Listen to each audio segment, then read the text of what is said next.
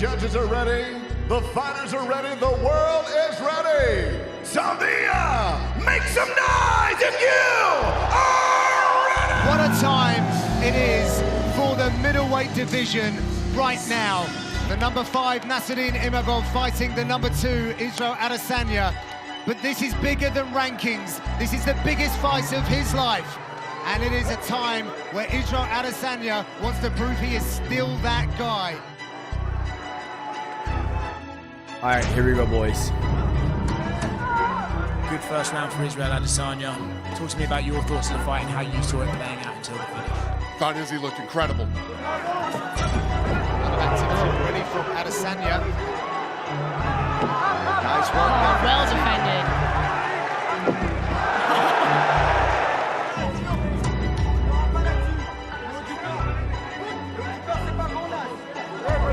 Cheeky trip attempt. He had his face busted up, he had his leg busted up in that first round. Breached the defenses of Adesanya. Tipped his head right back. It's a scrap now.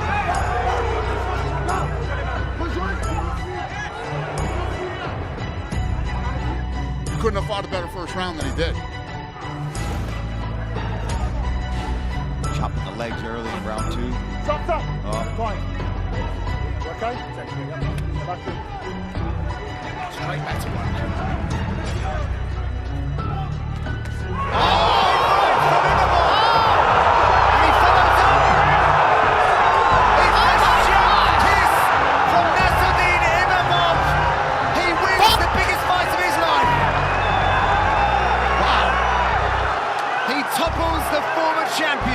Israel Adesanya's legacy is cemented.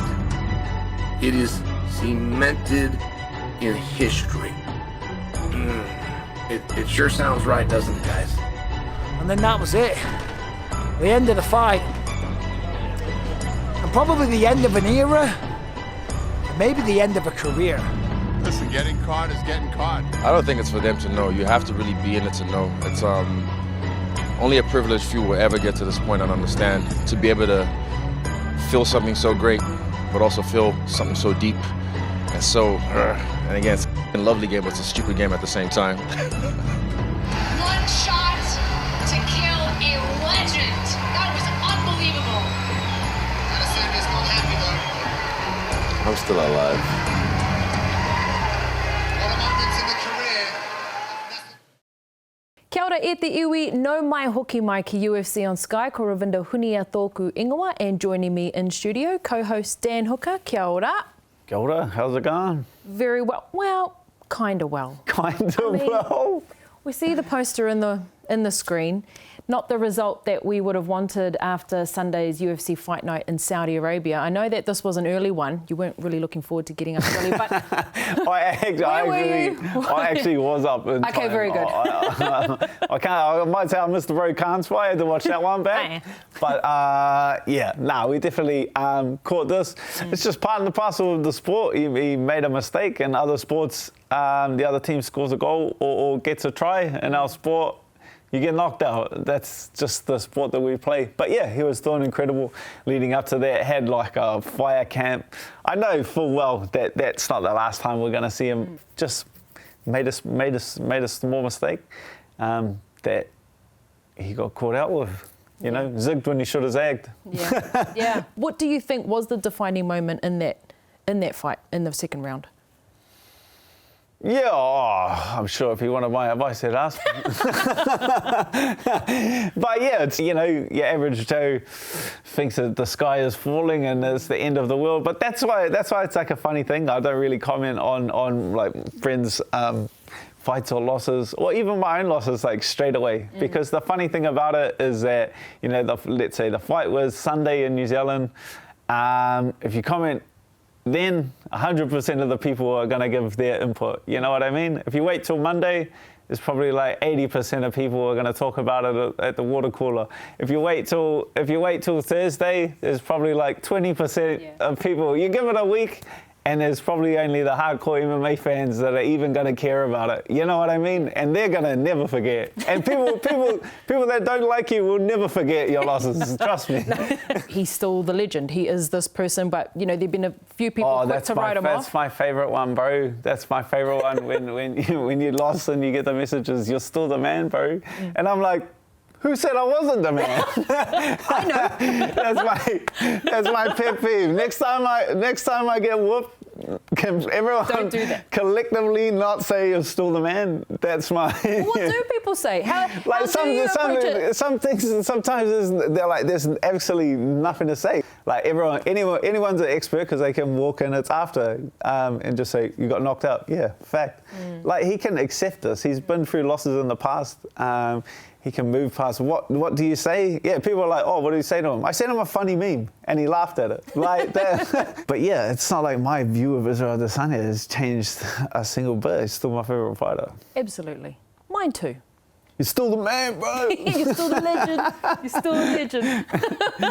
Well, last week, we did say on the show that success for Nassourdine Imavov, your words were, life-changing. Life-changing to even face Israel Adesanya, let alone get the win. He has now rocketed up to second in the division. He's leapfrogged Khamzat Chimaev, who's sitting in third, which says a lot when we look at the stakes of UFC 312 this weekend in Sydney. They must be wanting to bring another show back to France, I believe. Interesting. There must be a middleweight title happening in France later this year, I would say. Possibly, but let's talk about what this does mean for him, because I mean, flowers where they're due. I'm just glad we're not talking about the bouncing competition that was. The bouncing competition? Well, it's like bouncing on a tire, right? Yeah. These two having a bouncing competition was the funniest. Imavov. But you know, when we think about that middleweight title fight that's happening this weekend, do you think he would be, after a performance like that, a likely next opponent, or is Khamzat Chimaev still perhaps the favourite? It just comes down to where in the world. Like, I know no one can like openly come out and say that Khamzat Chimaev can't travel that unrestricted. But yeah, we only really see him fight in the UAE and Saudi Arabia and stuff like that. So, you know, if the middleweight, the UFC has a pretty strict schedule that they keep to. Obviously, if the middleweight titles in Abu Dhabi at the end of the year, we'll probably see Khamzat Chimaev compete for the belt. If it's in America or somewhere like that, then we'll probably see Imavov, the next one on the plate. Absolutely. So, on that note, let's change our attention now to UFC 312 Sydney. Honestly, I feel like the Israel Adesanya Imavov fight kind of overshadowed, you know, the build-up to 312. But now that this fight is said and done, you can kind of dive in. It kind of came out of nowhere. Yeah. I was like, oh, that's this weekend. I only really knew because, Kevin Jousset and Rongju, so two of the fighters at City Kickboxing are fighting on the card as well. And people... we watched Israel's fight and then went to the gym and trained. Like all the boys showed up to training and then we're on to the next one. It's it's not the end of the world for us. You get back in the gym and you working out with your brothers and these things fall to the wayside pretty quickly. Yeah. But this has come out of nowhere and this is exciting main event. Yeah, absolutely. And in Sydney, of all places, and I've even mentioned it to you before, it feels like a little bit weird that we don't have more New Zealand-based fighters on this card. But nonetheless, we do have these two middleweights showing up this weekend, and I had the pleasure of catching up with both the middleweight champion Dricus Du Plessis and Sean Strickland to get their thoughts on the rematch for the middleweight title. Okay, joining us once again on UFC on Sky, current UFC middleweight champion Dricus Du Plessis. Dricus, welcome back to the show. You're looking pretty nice and relaxed there in Sydney at the moment. Oh, thank you for having me. Yeah, feeling great. Fight week is here finally. It's been a great camp, been amazing. You know, fight week's always exciting. You know, can't wait to make that weight and get in there and do what I love. How much work do you have to do when you're making weight? A lot of work. I think that's the worst part about this whole journey is that making the weight, but you know, it's part of it, and it makes everything else that much sweeter. It keeps you working the whole time. You can never take it for granted because that's something that needs to happen. Yeah, absolutely. Yeah, I've never really thought of it like that before. It's work right up until the day. There's no days off, is there? Yeah, absolutely. How has it been being back in Australia? I know the last time you were in Perth, obviously great success in Perth, and now you're in Sydney. How are you finding it so far? Sydney is beautiful. It's absolutely amazing. I've, the 2 weeks that I've spent here, everybody's been amazing, very welcoming. Like Sydney's going to have to step it up because that Perth crowd was probably one of the most, it was the loudest crowd for me that I've ever experienced for sure. Absolutely. I remember being there on the ground myself, and the South African wave of fans that took over that weekend as well was very, very impressive. Are you expecting the same this time around? Yeah, I think there's, in Oz, there's quite a few South Africans. There's a lot of South Africans, especially in Perth. So, it's going to be amazing to see, and it's going to be amazing to see the vibe again. The Aussies always bring it when it comes to the vibe of the arena. Facing Sean Strickland again, how has it been jumping back into camp and, preparing for a familiar foe? Yeah, it's interesting because you don't want to go and say, no, this happened the first fight. This is how we did it the first fight. Because he knows what I do. I know what he does. So we're both coming in with different strategies. And you can't lean too much on what happened in that first fight. The first fight is in the past, and it's all about a new game plan, new Dricus and new Sean, and seeing who's grown the most. It was a very close fight, and see who's grown the most over the past year. In that fight, it felt like that was the fight of your life. Obviously, it was for the title and you came away successful. What did you take away from that fight? Was that your hardest fight? And what did you learn from it? Not my hardest fight, no. But, going for 5 rounds, my first time ever going 5 rounds. So what I learned from that is that I can push myself to the ultimate and I can do it for 5 rounds. That was the biggest thing to take away from that, is the fact that I know when it needs to happen, I can go for 5 rounds as hard as I possibly can. What has changed within you since getting the title to now, do you think? Within me, not much. I think within me, every time I step in there, I'm not the champion, because the belt is leaving with whoever walks out there as the victor. So within me, my mindset, absolutely nothing. I'm willing to kill and I'm willing to die, and that's every time, and it's been like that since my debut. What I think has changed is the fact that in a year, there's a lot of training happening. Training for high level athletes, training for Sean Strickland, then for Adesanya, again for Strickland, putting in that constant work 3 times in a year span. That adds up, and the accumulation of all those hours of training and training for this high level, getting training partners from all over the world, putting in that work and building from one camp. You're not building one camp, losing everything and building again.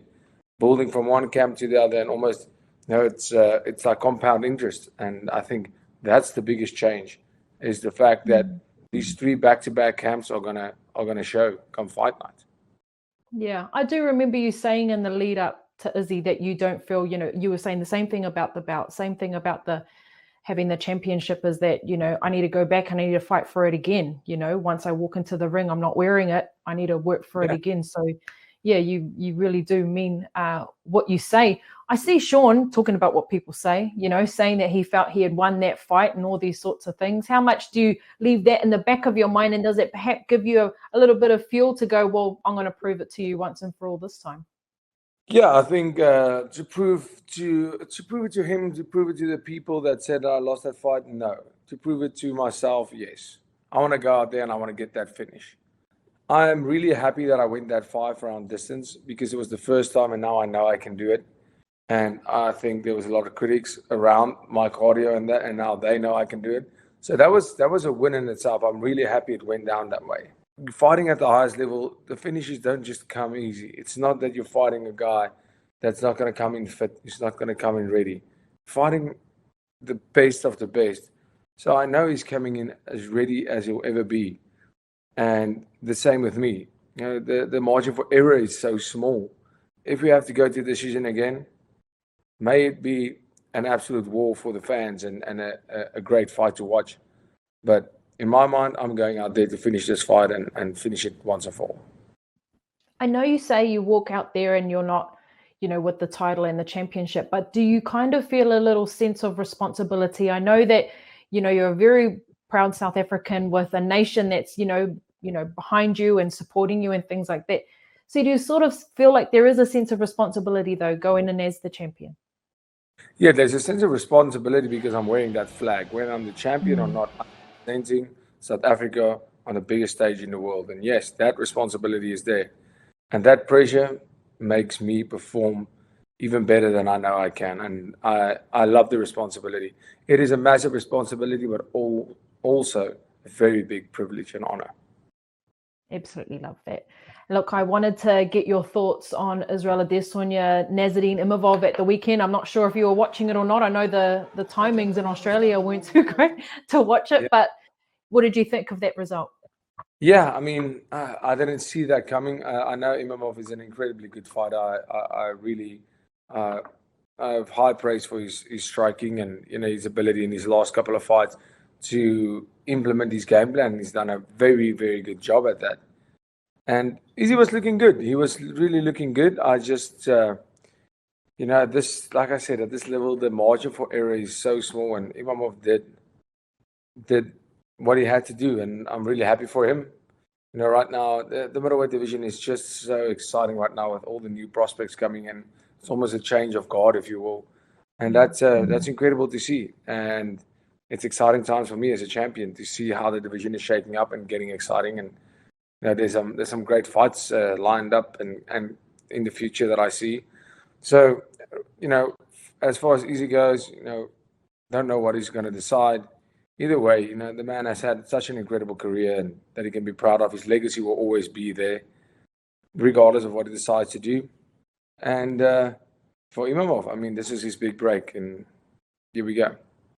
Well, you have an amazing South African fan base over here. Let me tell you, we're only, 3 hours away? Not that long at all. Oh, wow. I'm propping it up. Not far at all. But thank you so much for your time, Dricus. As always, all the very best for this weekend. And here in New Zealand, we'll be watching. Thank you so much for having me. Yes. The UFC gave me security, and the guy shaves his legs. So I just feel like I'm going to be protecting me here, dude. Don't worry. I'm going to keep it real nice and safe here. All right. Anyways, we're free. We got a signal. I got you now. 2023, you were over there in Sydney, and of course you had success of winning the title, but you also won over the fans. So how does it feel to be back over there? I will say Australia has some of the greatest people. As an American, we're all kind of mentally ill and up. And, I do love my fellow Americans, but you come here and everybody's real nice, happy, shave their legs. It's real nice here, So it's just a good place to be, and you have really great fans here and good people here. Mine is the government, a little communist, but we're not going to go there. Look, how is it? I'm interested to know. I'm sure you've had rematches in the past, but what is it like to be having this rematch against Dricus and preparing for an opponent you've faced before and for a title? I don't think I've ever fought anybody twice, so this is the first one for me. Oh no, I'm excited. I think the biggest thing with Dricus, it's just we got some shit to settle. I thought I won. The world thought I won. The cut made shit a little complicated. But me and the Dutchman, we got some shit to settle, and we're going to settle it. What was it like after that fight when obviously that decision didn't go your way? How did things kind of change for you? And, how, eager were you to get back into it? I think the beauty of low self-esteem is you don't really care. It's a belt. It means nothing, look at Izzy. He's the end of an era. He just got knocked out. He's a wrap now. His legacy is done. It's time to move on. I love fighting because it's fun. It's exciting. You get in the cage. You get to try to make a man bleed. You really get to know yourself as a person in the cage. But as far as belts and shit, don't matter. I would fight the Dutchman if it wasn't for a belt. I just want to settle it. We got some shit to figure out.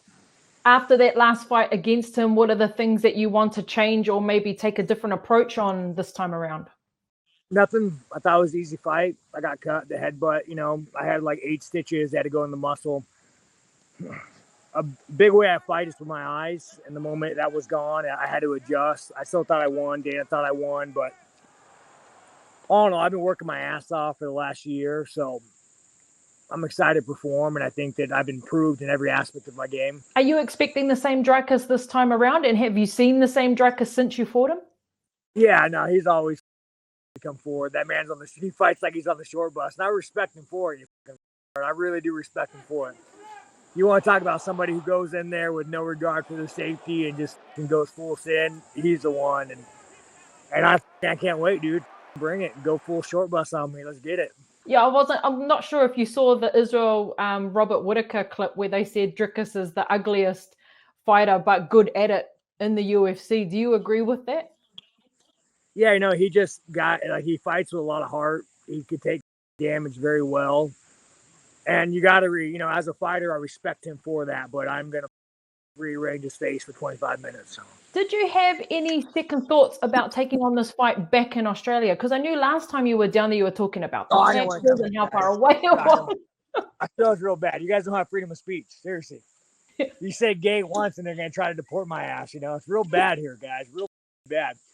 It's wrong, dude. We got to bring some guns and freedom back to the place. Good Lord. Anywho, what can we expect to see this weekend when you take on Dricus at Kudos Bank Arena? I'm Dricus and get on a short bus. He's going to come forward like a bull, and I'm going to stick him for 25 minutes. I'm going to try to put him out. That's always the goal. But if he doesn't want to fall down, he doesn't want to die, you just have 25 minutes of pain, my man. Nice. Well, can't wait to see you back in action, mate, and have a blast there in Australia and enjoy your walk. I appreciate that. Thank you. Have a great day. So very contrasting comments from both these gentlemen. Obviously, Sean Strickland very adamant that he didn't lose that fight against Dricus Du Plessis in 2023. Dricus going, look, get over it. I did, and I'm even bigger and better now than I was back then, and you can't beat me.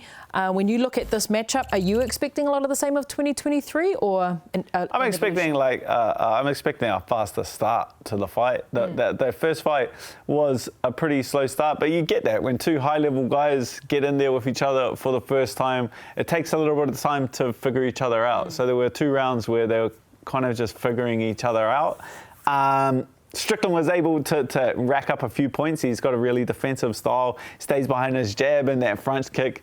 But his style doesn't really change. He doesn't have too many tools at his disposal. Like, his game doesn't really change depending on who he's fighting. Yeah. He goes out there, he stands real tall, he'll jab, even against Alex Pereira, terrible idea, stand real tall, strike with him, uses push kick and stuff like that. He doesn't really tend to use his wrestling offensively or bridge the gap and attack guys too much. Which meant that in the first fight, he was able to get ahead on the scorecards in the first 2 rounds. And then all of a sudden, Dricus made a decision that he wasn't going to lose today. Yeah. And he started just getting in Strickland's face, blitzing him, pressing him back, blitzing him with punches, going for takedowns, and started getting like a little bit more offense. I expect that. I feel like at the end of that fight, he kind of figured out a way to attack Sean Strickland. So I'm expecting a faster start than the first fight, because and also Dricus Du Plessis does have more options at his disposal. He can fight from both stances. He switches stance, he kicks, he punches. He's a lot more unpredictable than Sean Strickland. So I'm expecting a faster start, but my pick would tend to lean towards Dricus Du Plessis. Just because of the options that he has. Absolutely. And I feel like he did kind of figure out a way to attack Strickland, and he knows that he can just pressure Strickland, and he doesn't really have that. Like, Sean Strickland has a more defensive style, and he doesn't really have that big one punch knockout power. He tends to wear guys down, whereas Dricus just doesn't really get worn down, and he welcomes a dogfight, and he welcomes getting exhausted, and he does have a really strong gas tank. So I don't see Dricus really fatiguing over that 5-round period. Yeah, he does have that more unorthodox style, doesn't he? And we've seen since he won that title in 2023, he went on to, of course, beat Israel Adesanya, and now he gets to, put that title on the line again. What can be said about that championship mentality? I know it's one thing when you're fighting for titles, but what do you think? Do you think that somehow maybe that title gives him that maybe a bit of more sense of responsibility and eagerness to want to be better? Or Dricus has always been like a real confident guy. He is undefeated in the UFC. A guy doesn't just become champion and realize that he's a champion. Yeah. He's held that championship mindset for the longest period of time. And that's the same as Israel. Well before he was in the UFC, he wasn't going to say that. He wasn't just walking around saying that he was going to be a UFC fighter. He was saying that he's going to be the greatest middleweight champion of all time. You know, it's that championship mentality is there the whole time, and then you just get the belt as a sign of recognition to everyone else. But it's a mentality that Dricus has had his entire UFC career. If you asked him at his first UFC fight, he would have said, I'm going to be the middleweight champion of the UFC. So it's just that championship mindset coming to fruition. I love that. That is such a great point. I'm just sitting here going, oh yeah, okay, I've got it. So true, so true. When we look at UFC 312... I do say smart things every now and then. You do. Well done, well done. That was... We'll bank that one for the end of the year highlight reel. And you're taking the rest of the day off. But look, UFC 312, we did mention that there's, you know, no other New Zealand-based fighters bar Kevin Jousset on this card. On the main card, there's Jake Matthews, Jimmy Crute, a return for him. Badman Justin Tuffer. We've got the co-main event here, Zhang Weili and Tatiana Suarez. But my attention is kind of creeping over to the prelims, where we have the debut of Colby Thickness from Freestyle MMA. I feel bad about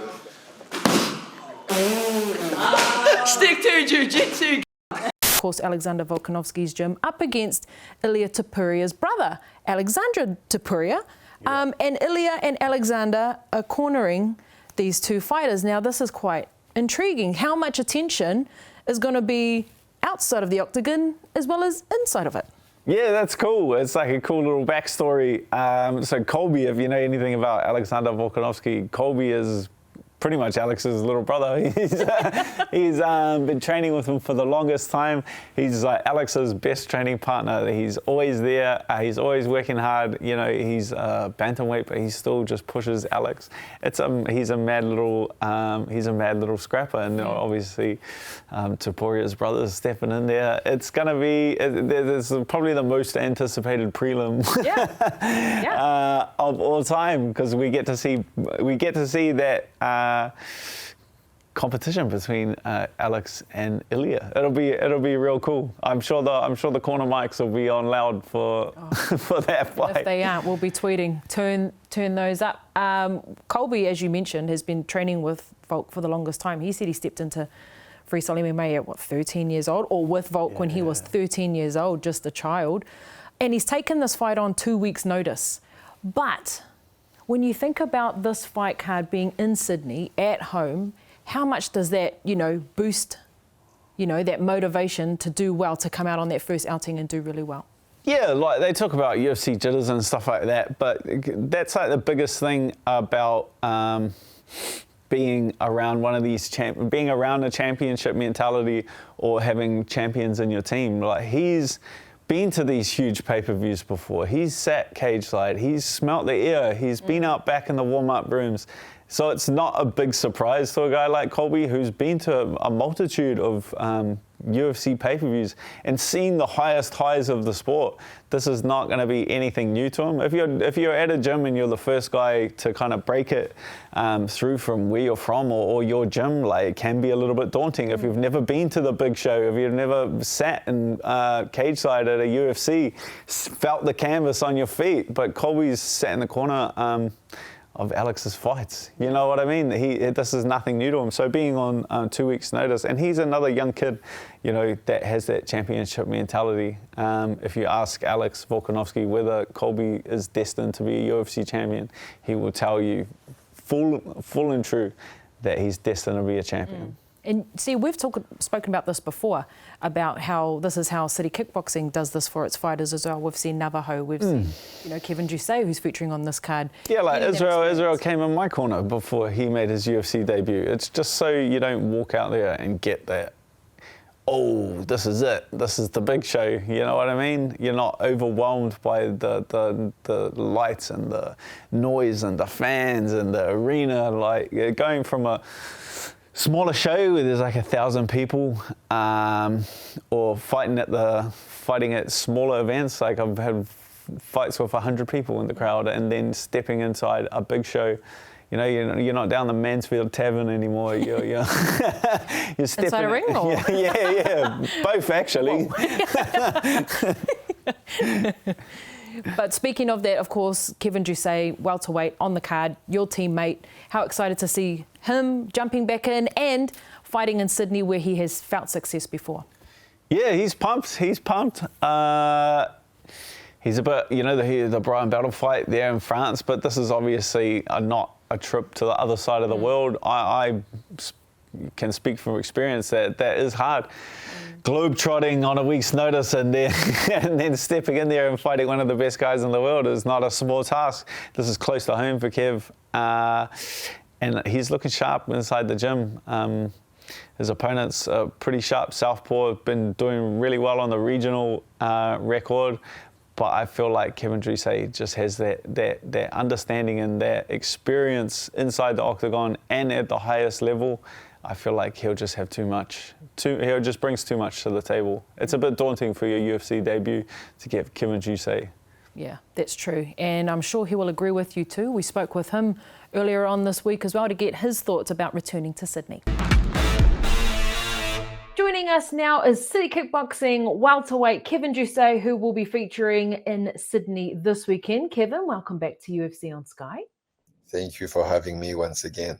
Look, it's fight week once again. The last time we spoke, I think it was at the SFL Fight Night, where you were talking about how excited you were to be returning to Sydney. You've had success there before. You made your debut there. So now that you are there, how is it all feeling? Yeah, true. Well, exactly. You're right. I was planning to be in Sydney at first, but then they told me like the card was pretty much full. So I was like, oh, damn, now I'm going to fight later on, which was a bit annoying. But as you know, I'm always in the gym, always training. And my opponent had someone else to fight, but the guy got injured from my understanding. So they gave me a call around 4 weeks ago, asked if I was ready, and I always am. So I said, yeah, let's go, let's do it. So yeah, now it's about time to fight in Sydney again, and I'm extremely excited. What goes into it? I know that you say you are ready, but when you know you're going to have a fight in the UFC with 4 weeks, what does that preparation look like compared to a full camp? I just try to remind myself that a fight is a fight. You know, at the end of the day, I've done it for so many years now. It's not the first time I fight on a short notice, and you know, UFC or no UFC, like at the end of the day, that's one guy against me and that's it. You know, yes, there's more cameras and everything, but I don't care. You know, I'm here to beat someone, and it doesn't matter. Well, obviously you'd want to, you know, get one back after that performance against Brian Battle, not going your way. But it was a tough fought battle, and he, you know, was probably the toughest opponent in your UFC career to date, which was a great step up for you, meaning more learnings. I just wanted to know what you took away from that fight and that experience that you perhaps will take into this fight.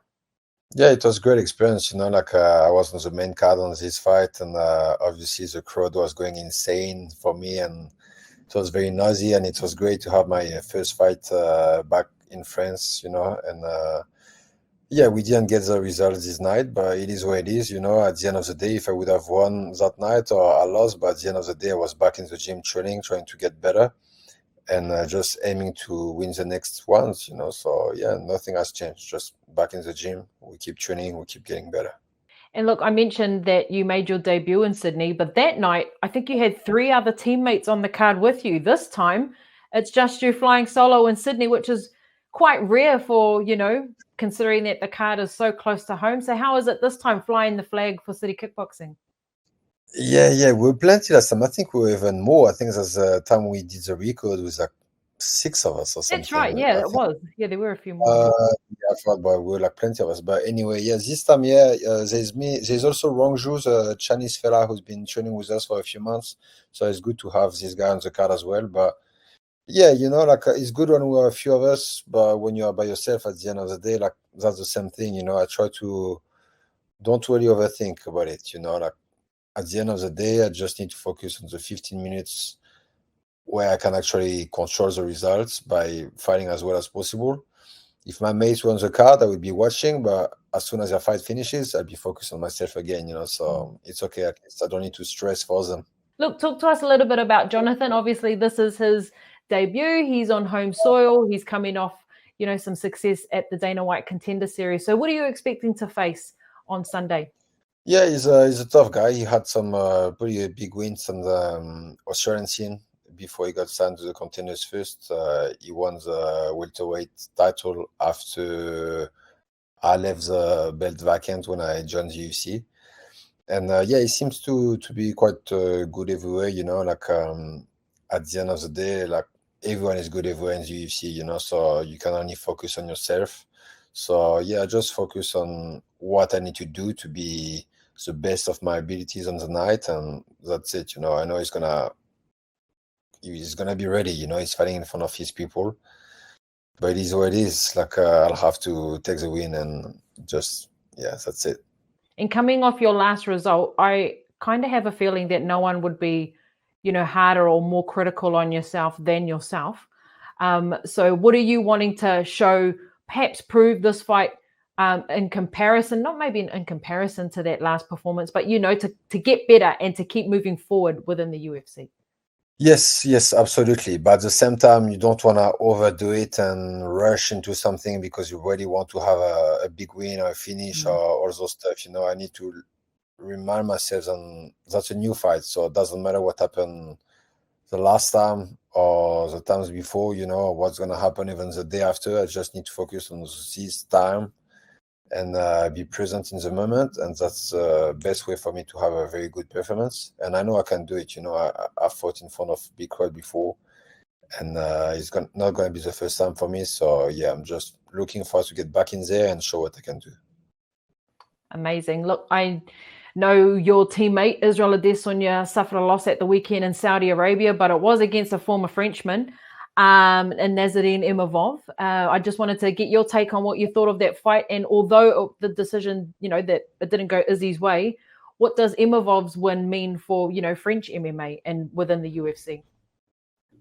Well, first reaction is obviously I'm extremely disappointed. I always want my friends to win, and obviously Izzy, I train with him every day. He's my friend, so I was hoping for him to get the win. But that being said, for the French guy Imavov, it's a great win. You beat someone like Izzy, that's one of the legends in the sport.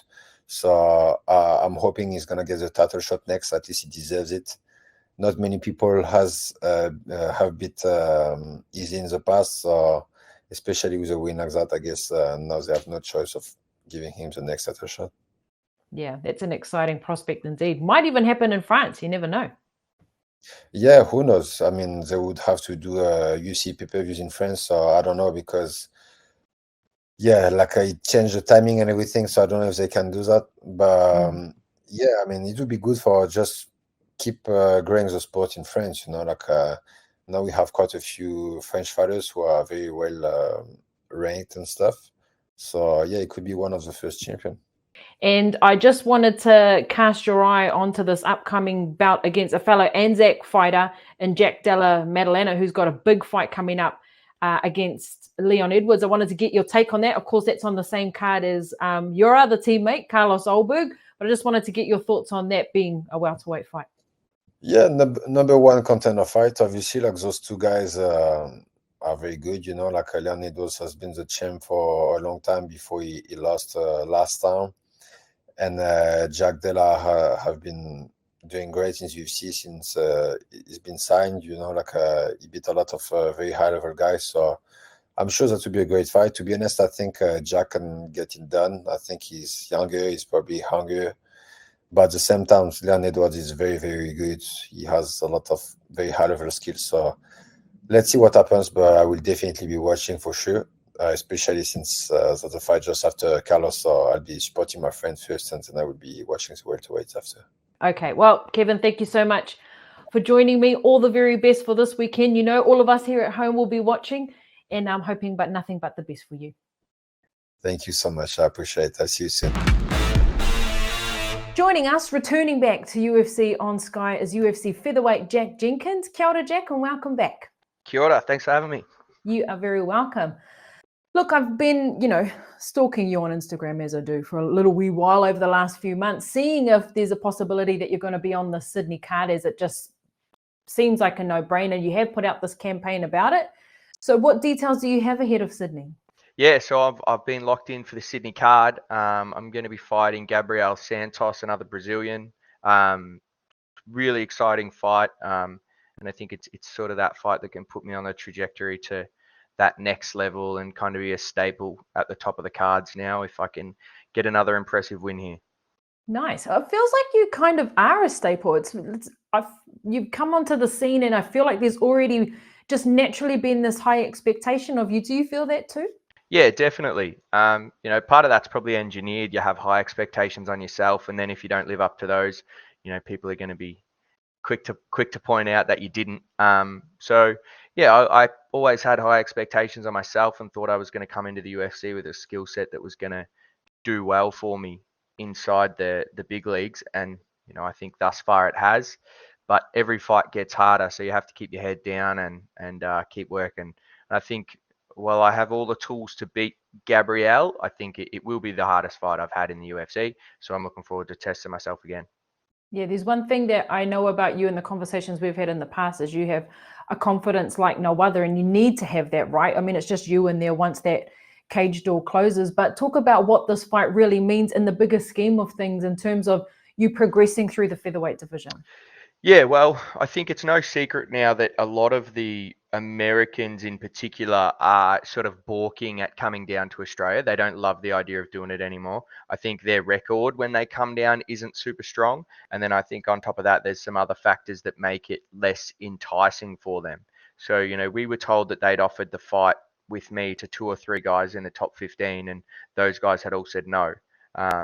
So whether that was because of, I'll tell myself that it's because they didn't want to fight me, but maybe there was some other factors at play as well. But, this was the fight that came about. And I think it's kind of, if you look on paper, Gabriel, he's 1-2 in the UFC, but he's very dangerous. He could easily be 2-1 because the fight with Lerone Murphy, I watched it back and I scored him as the winner. And Lerone's ranked 10 now. So he's definitely, I think we're both probably top 15 caliber guys in terms of skill sets, and it's sort of going to be who's going to go out there and take that spot. Yeah. When you say that, this fight was offered to 3 other guys in the top 15, how important is it then to make this, fight a very convincing one so that it is undeniable that people can't deny you those fights in future? Yeah, for sure. Look, I'd like to say that my last fight kind of made me undeniable in a sense. But different things play out in different ways. I just want to go out there and show like the depth of my skill set. I think even the last fight was really good. I got to show a little bit more boxing, but I think I have much more than people think I have at the moment. I don't just have leg kicks, and I don't just have crisp boxing. I've got a really well-rounded game, and I would like to put that on display. In Perth, Jack, honestly, I feel like I can still feel those body shots that you, my lord. I was like, he's surely working on those at the moment. Yeah, been rinsed and never been. Talk to us a little bit more about that, because obviously everyone talks about your calf kicks and that sort of thing, and you are a very well-rounded fighter. But that fight, those body rips were just chef's kiss. Yeah, well, it's one of those things that, like, as people stand differently in front of you, it opens up different targets. And one of the things that I have the luxury of now is most people are going to adjust their stance a little bit to turn their knee out to avoid my calf kick. But once you adjust your stance and you square your hips up, that's going to open up your liver. So, and then once people start dealing with that, that opens up the next thing and the next thing. So, anytime I can go out to a fight and get somebody changing something they do to try and counter something I'm doing, I'm already ahead. So I'm always looking for that. And Herbert, I thought that if I could just get him a little touchy on that front leg, then I'd really be able to rip the body and then come upstairs. And, that was my best performance I've ever had in a fight. And if I can build on that and carry a little bit of that momentum, then I'll be happy. Yeah, that was a real classy performance too. And you're right. Like, I think too, after that win too, that I was like, okay, surely the next thing for you is heading up to that top 15. Not to be, but oh well, as you say, another chance to prove yourself. What do you make of these last couple of years you've been within the UFC? I feel like you've had the highest of highs and perhaps the lowest of lows as well. Yeah, for sure. I think that I'm not that disappointed necessarily about the loss I took, because it's MMA. You lose all the time. Like, I hate losing. Don't get me wrong. I'm not a good loser, but I'm also not. I don't get hung up on like, oh, I wish I could go back and take that back, or I wish I could do that different, because I just don't think it benefits you at all.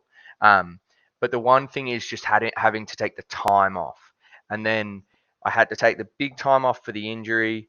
And then I was ready to come back from the injury, and it was like, all right, we'll just wait until August because we're back in Australia. So then I waited then. And then after that, I was like, all right, I'm ready to go. I want to fight again in 2024. And then it came back and, no, you can't fight. You're going to have to wait till this February card in Sydney. So the waiting has been the hardest part for me, other than the highs and the highs and the lows and the lows. It's more just I want to be consistent. I want to have fights. Yeah, that's fair enough too. I mean, once upon a time you could just say, yep, ready to fight, jump in camp, boom, boom, boom, and you're away. But the UFC is very much a different game. And especially as the stocks keep rising for you, I'm guessing you have to be very strategic in not only preparing for a fight, but how you move those chess pieces in terms of next opponents, right? Yeah, for sure. I just don't have. The thing is, at the level that I'm at, and everyone will understand this in the UFC, unless the UFC decides to put a rocket ship on your back and make you a marquee guy from the start, you don't really have a choice. You fight who they put in front of you, and that's that. For better or worse, that's how it works. So once you get up top a little bit more, then you have a little bit more say, and it becomes a little bit more collaborative, or I'm hoping so anyway. But at this point, you just fight who it is. And especially in Australia, you've had a few in Australia now. So, your thoughts of just, another backyard fight for you. Yeah, it's great that you don't have to travel. But in saying that, I really do want to sort of break that United States market. I think that's where it's really important for your career to have a big name over in the US. And I think I will do, with enough time in front of them, I think I'll probably do well in the US market with my fight style and that sort of thing. I just need to be put in front of them and given the chance to do that. Absolutely agree. And when you think about the division that you're in as well, it's on fire at the moment. What are your thoughts on, what's happening at the top of your division right now? Yeah, there's a lot going on, and we're probably in a bit of a transition period from, the guys who were holding the fort down for the last 4 or 5 years. There's probably the next generation of guys coming through. And I don't want to miss that boat. I want to be in that next generation of guys who make themselves staples at the top of the division. And I really want to get my chance to fight for a world title. Nice. So come around UFC 312 Sydney. What kind of performance do you want to put out there? Not just for yourself, but for fight fans as well. Yeah, I just want to get another finish. Like, that's what I'm hunting. Finishes and clean, crisp performances. I think I've made a career so far of it over not taking much damage, of avoiding and having really strong defense. And now it's time to sort of put that in, overdrive and really start landing some counter shots and putting some people out. Before I let you go, I just wanted to get your thoughts on, it's not looking too likely with, the count of New Zealand fighters coming onto this card. I know Justin Tuffer's being called and he has, New Zealand links, but it doesn't look like, those big fighters over here are over there. What do you think about that? Because usually it's a big... I don't know. I think maybe they don't want to come back. I don't know. Like last time, I remember real vividly, last time when we were outside and it was Adesanya versus Strickland, and I'm mates with Izzy, all those boys. I love all the Kiwi boys. And we were out the back, and when they announced Izzy for the weigh-in, everyone booed him. Like, everyone cheered Strickland, and then they booed Adesanya. I was like, well, why would they come back? Like, just because it's close. I think they're all going to the Dubai card or the Saudi Arabia card, which good on them. So you get what you want. The Aussies, like, if you want to boo them and send them packing, then don't be surprised when they don't want to come and give you the big marquee fights anymore. Yeah, it's very true. But in saying that, it'll give you the opportunity to rise and be the big marquee fight yourself. Hey, there we go. That's what we're talking about. Look, it was so good to catch up with you, Jack, and it's always a pleasure watching your fights, and cannot wait to see you in action in Sydney in 2025. Thanks very much for your time. Joining us back on UFC on Sky is UFC lightweight Tom Nolan. Kia ora, Tom. Welcome back to the show. Cheers. Thank you for having me. Hey, first, before we get into talks about your upcoming fight at UFC 312 in Sydney, I wanted to say congratulations. I saw on Instagram that you had re-signed a contract with the UFC. So talk to us about that and how that's all gone for you. Obviously a happy moment. Yeah, it's very good. So I've signed a new 4-fight deal with the company. So yeah, it just takes any pressure off. Still within the company for at least another 2 years. So it's good news. That's amazing news. And I think that's, pure reflection on the impact you've had on the UFC since you came on the scene as well, including the Dana White Contender Series. Yep. If you can kind of sum up your first year within the UFC, how would you perhaps rate it? Yeah, ups and downs. It was amazing experience, Dana White Contender Series. Lost my debut, but learned so much from it. And now I'm bounced back on a 2-fight win streak and stepping up in competition. Ready to show the world who I am. I think this is the fight that puts me on the map, this one coming up. So, yeah, I'm excited to take on this challenge. And how has perhaps life changed? I mean, it's one thing to be an MMA fighter outside of the UFC, another to experience, that full year inside of it. So what have you taken away from it? To be honest, I haven't changed too much of what I do. I spend a lot of time in the gym. Any other time I'm not in the gym, I'm just with my family and friends. So I just keep to myself, keep doing what I'm doing, keep getting better, training every day. Try not to let anything else sort of influence me or change me. My favorite takeaway is probably the people I've met, getting to know the other Anzac, especially the Anzac fighters like Izzy and Dan and all those guys. It's that and Volk, those guys. It's like, for me, that's phenomenal. That's like a life dream. So that's my probably favorite takeaway. But other than that, I just keep doing my thing. And you mentioned that this next opponent that you have coming up is the one that's going to, perhaps put you on the map. Talk to us a little bit about him and fighting another card in Australia. Yeah, so I'm fighting Slava Borshev. He's a kickboxing world champ. This will be his 10th or maybe 9th fight in the promotion, including Contender Series. Phenomenal striker. He's a dog in there. He's not easy to put away. He comes to hurt people. So I'm the exact same. I come to hurt people, and I reckon we're going to put on a war, or it's going to be a devastating finish. And I think it's going to be a second round finish for me. So I'm very excited. I think this guy, he's got a lot of followers. He's been around for a while. People know him. And, this will be my first, in probably the public's opinion, this will be my first real challenge in the UFC. So I'm excited for that. I embrace that. I don't love always being the favorite, even though pretty much my whole career I have been. I actually love that underdog mentality. So I'm hoping this one, it'll be more in that way with the betting and stuff. He's hopefully going to be the favorite. And you're right. He's been in the UFC for a little while now, but hasn't quite cracked, that top echelon of lightweight fighters. But it is a true reflection of how deep this division really is. So what are your thoughts on that as well? That, some fighters in the lightweight division have a little bit more work to do, right, before they get to the top. Yeah, I think you need to fight a guy like Borshev to be able to prove that you can step up into that sort of next category. Because again, he has the skills to be there. He just hasn't performed the way he needs to sometimes. And, he's been beaten by some of the young up-and-comers on the way up. And I plan on being one of those young up-and-comers who put him away and prove my position. Yeah, nice one. And you've been showing that already. I mean, the 2 wins that you did state, one was, a quick finish. The other was a 3-rounder. So, I mean, how much does that work in your favor? I know that the 3-rounder gives, opposition a little bit more tape to look over in terms of facing you, but the experience for you would be beneficial, right? Yeah, for sure. The experience is beneficial, but I think that fight is almost hard for him to watch in regards to our fight because he's not going to fight me the same way Alex did.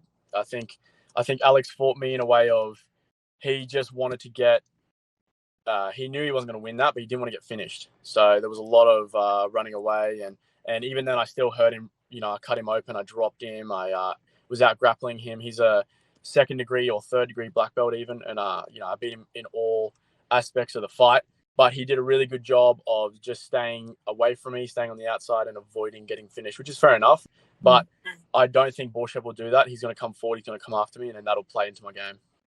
Yeah, exactly, because he'll come in thinking he has so much more to prove, right? Yep. How did you feel in that last fight fighting in Australia as opposed to your other experiences abroad? The last one felt pretty similar to fighting overseas because of the, Perth's 2 hours behind us here in Queensland, and then we're fighting on the American viewership. So it's like, I woke up at midnight that night to train and then, go in at 4 a.m. for the fight. This time in Sydney, I think with daylight savings, it should be 3 hours ahead. So that'll definitely be beneficial for me. And I think with this caliber of opponent, I should sit a little bit higher on the card, I'm thinking too. So it'll give me an extra couple of hours, which will also be better. Nice. And of course, the configuration of UFC 312 is so much different as well. We haven't had any New Zealand fighters announced for this card so far. And it's not looking likely at this stage in terms of, the Kai Kara Francis, the Dan Hookers of the like, and obviously Izzy's wrapped up as well. Yeah. But how much does this say about Australian MMA and that you don't even need those fighters anymore, that Aussies can pack out cards now because the experience and the caliber is so high right now? Yeah, for sure. I agree. But I think the Anzacs bring a good diversity for us. The New Zealanders, like all of us being one group.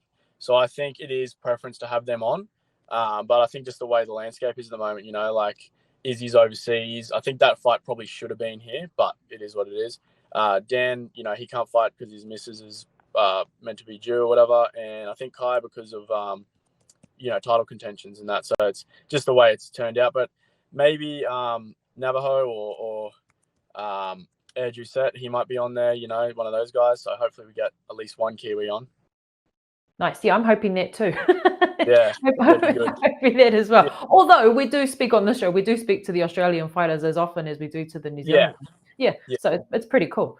In terms of the lightweight division, getting past this opponent, I know fighters hate talking about, well, not hate, but prefer not to talk about getting past it. But does a win here get you a top 15 shot? Or, now that you've signed a contract, how many fights are in front of you. What's kind of like the plan? I think I win this fight the way I see it going. I reckon I have one more and it'll be like, maybe top 25 or somewhere around that sort of realm.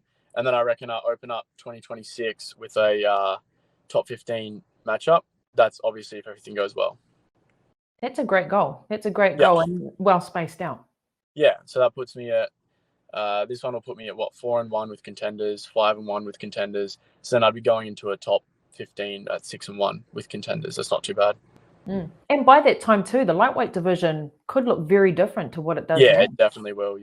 Yeah, there's a lot of, I find the older fighters that have like longevity in the UFC are in your division. Yeah. The top 15 has been the same for as long as I've been watching the sport. Yeah. So it's a good thing at the same time, but in another way, you're kind of like, we want to move you out. Like it's my turn now. I think, in the next few years, some of those guys will start to call it quits, I think. Yeah, or perhaps move on to different divisions. But hey, it's very exciting to see where your journey is going, especially seeing how far you have come and how long you've been in the game as well. Just in general, this sport has been your life for a very long time. Yeah. How do you do it? That word longevity I just threw it out, but how do you stay, fit and healthy and correct for so long in a sport like this? Yeah, this will be my 20th fight over pro and amateur. My first fight was at the age of 14. So it's all I know, really. I've been doing this my whole life. When I wasn't doing this, I was playing footy. So I've been playing sport my whole life and I've just dedicated every moment to it. So I don't find it hard at all. I love it. This is what I live for. Honestly, I think I'd find it very hard if I wasn't doing this. Yeah, obviously. And then, the beauty of being able to pursue a passion, not just a hobby or a sport, but an absolute passion. Because I think I heard in an interview that you were eyeing up playing for Queensland in the rugby league. Is that right?